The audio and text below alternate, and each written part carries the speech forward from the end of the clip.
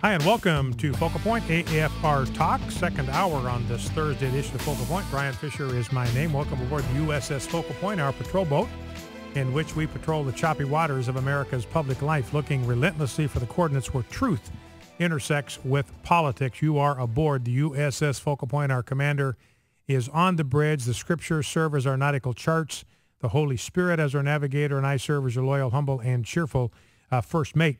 Now, John Brennan, and maybe, Jeff, if we've got the soundbite of John Brennan as being his hearing today for becoming the next CIA director took place, and Brennan is a horrible choice for any number of reasons, and part of which is he is an Islamic fanboy. He loves Islam, and he's completely blind to the reality that fundamental to Islam is jihad, by which Muslims mean war, physical, military style, killing people kind of war on the West. And he's completely obtuse to this.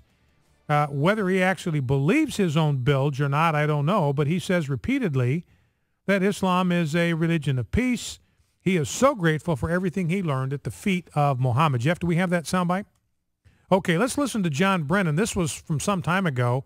I don't remember the exact date on which he gave these remarks, but he just fawns all over the religion of Islam. This is the guy that President Obama wants to be the next director of the CIA. Let's listen. For more than 3 decades, I have also had the tremendous fortune to travel the world, and as part of that experience, to learn about the goodness and beauty of Islam. As a college student in the 1970s, I spent a summer traveling through Indonesia, taking in the wonderful landscape, culture, and people of Java and Bali. Despite my long hair, my earring, and my obvious American appearance, I was welcomed throughout that country in a way that is a reflection of the tremendous warmth of Islamic cultures and societies.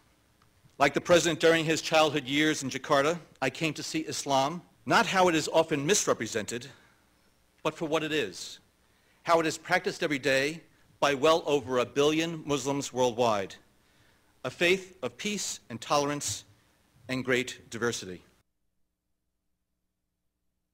So that's John Brennan. Islam is a religion of peace, tolerance, and great diversity. Here's a story about a Muslim from Bangladesh who is going to plead guilty today. He may have already done this. This is a Muslim in the name of Allah. This is the religion of peace, tolerance, and diversity that John Brennan was talking about. Tried to blow up the Federal Reserve Bank in New York City. This didn't happen in the Sudan or over in Mumbai someplace. This happened in New York. He tried to blow up the New York Federal Reserve Bank, thought he was detonating a 1,000-pound bomb that had been hidden in a van. Now you ask, how did he get into the United States? He got in on a student visa. And after he got here, he wasn't interested in coming here to study. He was interested in coming here to blow up infidels. That is John Brennan's religion of peace, tolerance, and diversity. Here's a story from Afghanistan where an Afghani woman who was raped by a relative, a cousin, and get this, she was sent to prison. She's the victim of rape, but under Islam, it is the woman who is a victim that's considered the perpetrator. She's besmirched the family's honor.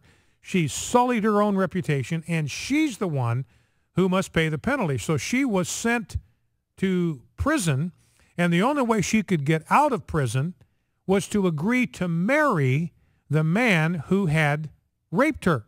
Now, she was actually sentenced to 12 years in an Afghani prison for being the victim of a rape. She bore a child in prison, the child of her rapist.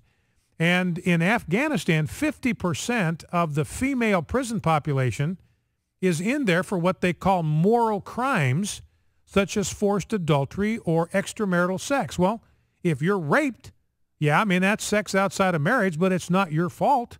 And yet they're the ones that are sent to prison for this. That is your religion of peace, tolerance, and diversity. So she wound up marrying the rapist, and in Afghanistan under Sharia law, any woman who leaves her home to escape this kind of thing is going to be locked up as a precaution because they don't want them to have illicit sex or engage in prostitution, so they lock them up instead. That is John Brennan's religion of peace, tolerance, and diversity. And this John Brennan has got zero idea about the true nature of Islam.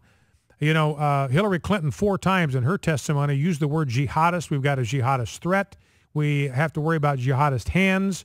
We have the jihadist syndicate. We have jihadist groups, all of them determined to wage war against the West. And John Brennan doesn't see it that way. He believes that jihad is a moral crusade for personal purity. He still believes that. He's still out there saying this.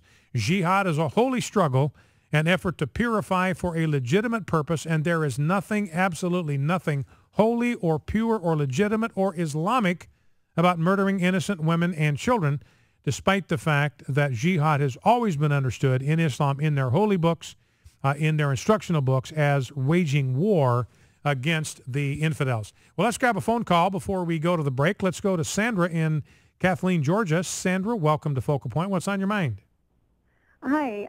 Thank you for taking my call, Brian. Yes, ma'am.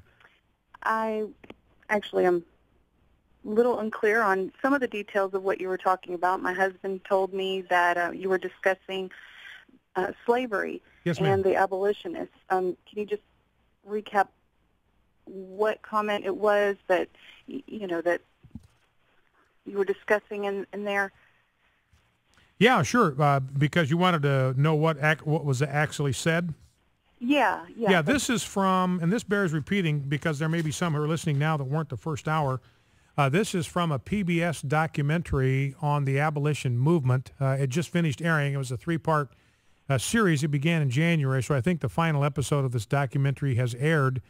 But he was interviewed by Christianity Today about what he learned about the abolition movement, the movement to abolish slavery, the institution of slavery in the United States.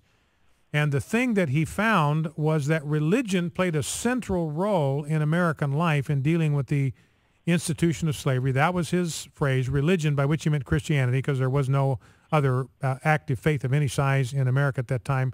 Religion, Christianity, played a central role in American life with the Second Great Awakening. By the way, I think what that means is if we're going to deal with the issue of abortion and same-sex marriage, we are going to need a third Great Awakening.